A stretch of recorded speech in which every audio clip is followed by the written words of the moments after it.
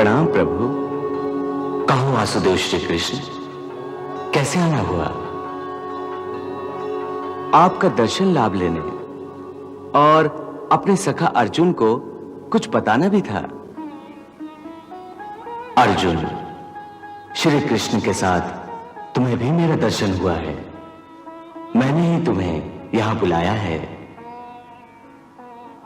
तुम्हारे रथ को 4 अश्व खींच कर लाए हैं।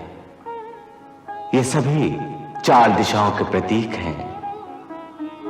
तुम्हारा रथ तुम्हारे मन का प्रतीक है।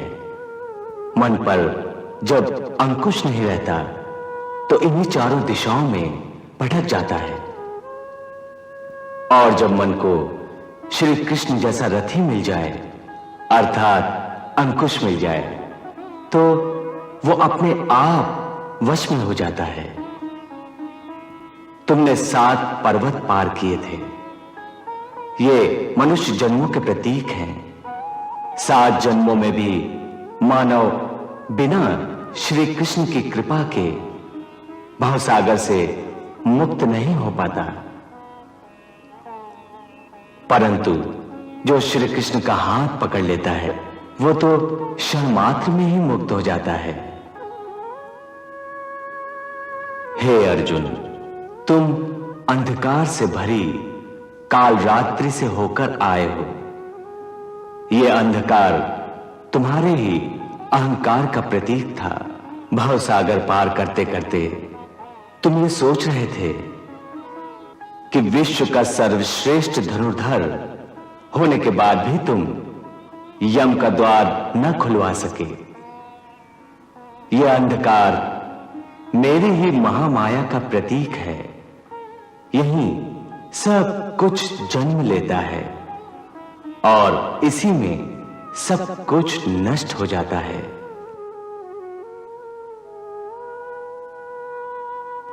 वासुदेव के सुदर्शन ने तुम्हारा मार्ग प्रशस्त किया।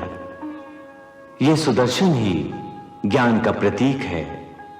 तुम्हें ज्ञान मिल गया है पार्थ।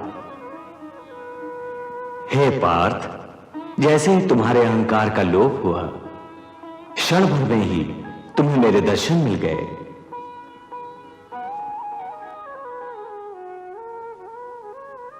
मुझे क्षमा कीजिए दीननाथ।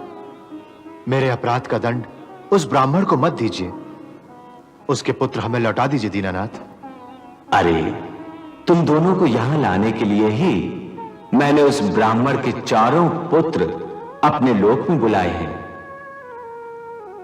चिंता न करो, तुम दोनों मेरी ही कलाओं के साथ पृथ्वी पर गए हो।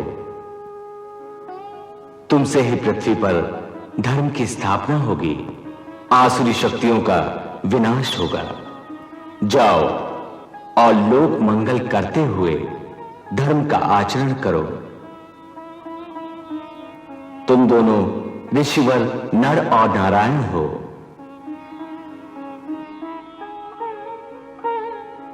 पृथ्वी लोक के भार रूप अधर्मियों का संहार कर शीघ्र से शीघ्र तुम दोनों मेरे पास वापस लौट आओगे।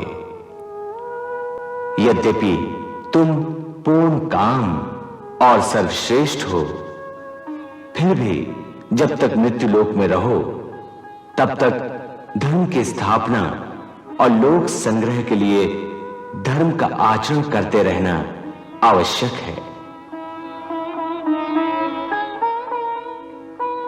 जिससे संसारी तुम्हारे सत्कर्मों का अनुसरण करते रहें। आपको कोटि कोटि नमस्कार प्रभु। आपको कोटि कोटि नमस्कार। लो, हम तुम्हें ब्राह्मण के सारे पुत्र वापस लौटा देते हैं।